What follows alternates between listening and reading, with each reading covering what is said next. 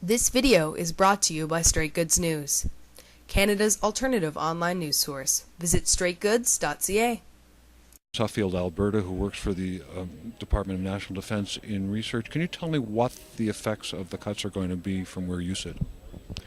The effects of the cuts are going to be drastic to our Canadian military. We're going to be stopping a lot of programs that take looks into how the protective garment industry is going to be made for them. We're going to be stopping a lot of different scientific studies on how they'll be affected with different exposures. We'll be stopping looking for protective equipment for them. Of course, some of these will continue, but not to the degree that they have been. We will no longer be the leading forces on how science and technology affect our military members.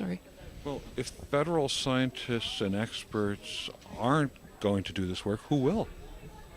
Well, they'll be left to the private industry. It'll be consumerism that decides what is going to be looked after in our military. What do you think that's going to look like a few years down the road for our military?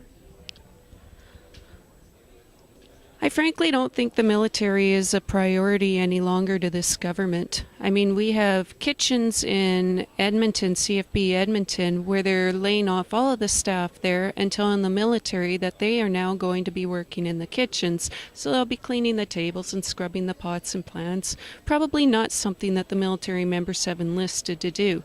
And now we're further degrading them by taking away their science and technology support.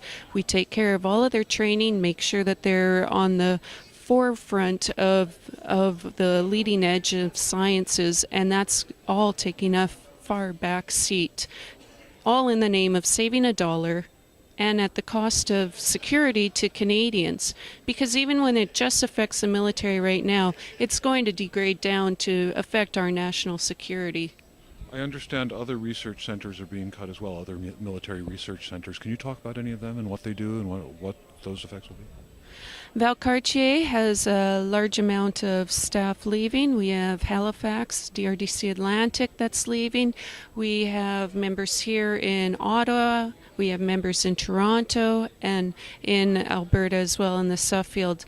All of the DRDCs have been hit very difficultly, and it's not just with scientific staff, but even the ones that make sense that we need to be keeping always, like our tradesmen, the tradesmen that take care of looking after making sure that the experiments are run properly, that we can have the equipment available to us to be able to do the experiments. They're letting go of this staff as well, so that will have to end up being contracted out, and that always is at a rate higher than what we already have for the public service.